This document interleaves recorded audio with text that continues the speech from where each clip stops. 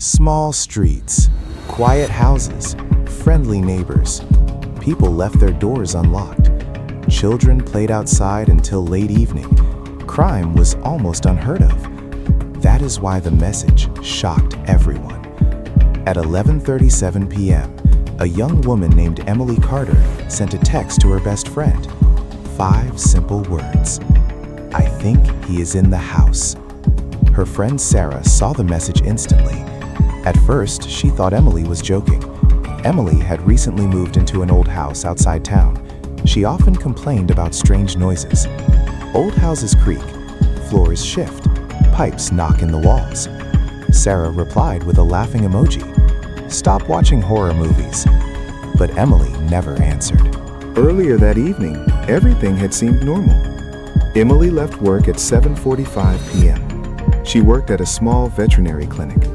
Her coworkers later told police she was in a good mood. She joked with customers, she talked about weekend plans. Nothing seemed wrong. After work, she stopped at a grocery store. She bought pasta, tomato sauce, bread, and soda. Security cameras recorded her leaving at 7:58 p.m. She drove home. A neighbor's door camera showed her car pulling into the driveway at 8:23 p.m. Emily stepped out carrying grocery bags. She unlocked the door and went inside. That was the last confirmed moment anyone saw her alive. At 10:05 p.m., Emily called Sarah. Her voice sounded nervous. "Do you ever feel like someone is watching you?" she asked. Sarah laughed. "You've been watching too many crime documentaries." But Emily did not laugh. "I keep hearing something," she said. "What kind of something?"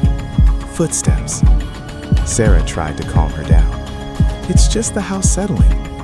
Emily paused. "Maybe." They talked for another 10 minutes. Then the call ended. About an hour later, Emily sent another message. "Do you hear that?" Sarah replied instantly. "Hear what?" 3 dots appeared. Emily was typing. Then a voice message arrived, 5 seconds long. At first, you could hear Emily breathing. Then, a faint sound. A slow, dull step, like a shoe touching wooden stairs. Then the recording stopped. Sarah frowned. Something about the sound felt wrong. 30 minutes later came the final message. 11:37 p.m. "I think he is in the house." Sarah tried calling. No answer. She called again. Still nothing. Something felt wrong. Very wrong. At 11:52 p.m., Sarah called the police. 2 officers arrived at Emily's house at 12:11 a.m. The porch light was on. Emily's car was still in the driveway. They knocked.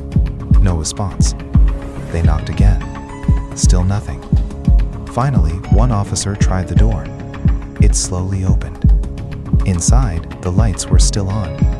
The house looked normal at first, but then they saw the kitchen. Water was boiling on the stove, a pot steaming heavily. The pasta Emily planned to cook was still on the counter, unopened. It looked like she had suddenly stopped cooking and disappeared. The officers searched the house.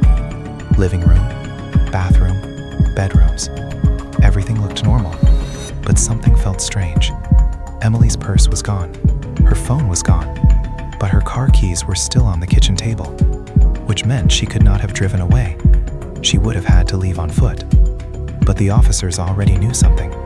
Emily believed someone was inside the house, and if she was right, that person might still be there. In the hallway, they noticed something unusual. A basement door, half open. The officers exchanged glances. One of them slowly opened it. Darkness. A cold smell rose from below. The officer shined his flashlight down the stairs. Concrete walls, dust, old boxes. Nothing unusual. But halfway down the stairs, they saw something. A footprint. Large, fresh, a boot print. And it was not Emily's. The officers continued searching the basement. Then they noticed a small wooden door, hidden behind old shelves. It did not appear on the house plans. They pushed the shelves aside. The door creaked open. Behind it was a narrow room, bare walls, concrete floor, and in the center, a metal chair. Attached to the floor beside it was a heavy chain, bolted directly into the concrete. The officers froze. This was not normal, not even close.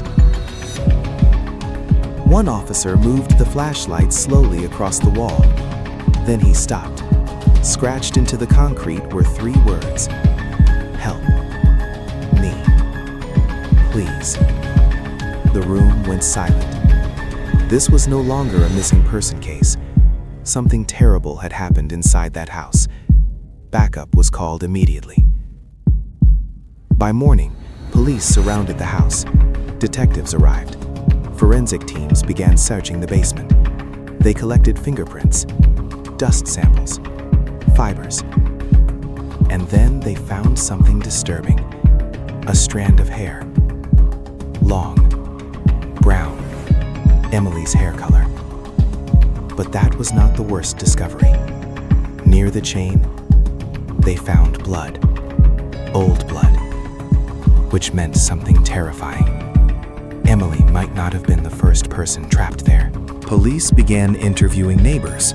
Most people had seen nothing, but one neighbor remembered something strange. A man named Robert Hayes. Around midnight, he saw a car near Emily's house, a dark sedan. The engine was running. The lights were off. The car stayed there for nearly 20 minutes. Then it drove away. Police asked if he saw the driver. Robert hesitated. Then he nodded. Yes. What did he look like? I couldn't see his face clearly, but he was watching the house. Detectives then looked at the property records. The house belonged to a landlord named Elliot Graves. Elliot owned several houses around town. Police invited him for questioning. He appeared calm, too calm. They asked about the hidden room. Elliot shook his head. I didn't know anything about it. But detectives noticed something. When he said that, he avoided eye contact. Investigators checked old police records, and they found something disturbing. 10 years earlier, a woman named Laura Bennett disappeared. She had lived in one of Elliot's rental houses. Her case was never solved, but the house she lived in also had a basement. Meanwhile, investigators searched for Emily's phone. Finally, a technician located the last signal. Her phone briefly connected to a tower 4 miles outside town at 12:04 a.m., which meant someone had taken it away from the house. 2 days later, police found new footage. A gas station camera recorded a dark sedan passing by. Time, 12:06 a.m. The same time Emily's phone moved. Detectives zoomed in. The image was blurry, but the license plate was partially visible. They ran it through the system. The car belonged to one man, Elliot Graves. Detectives brought Elliot in again. This time, they showed him the footage. His calm expression slowly faded. Why was your car near Emily's house? They asked. Elliot said nothing. Sweat formed on his forehead. Then he spoke. I think you're making a mistake. But detectives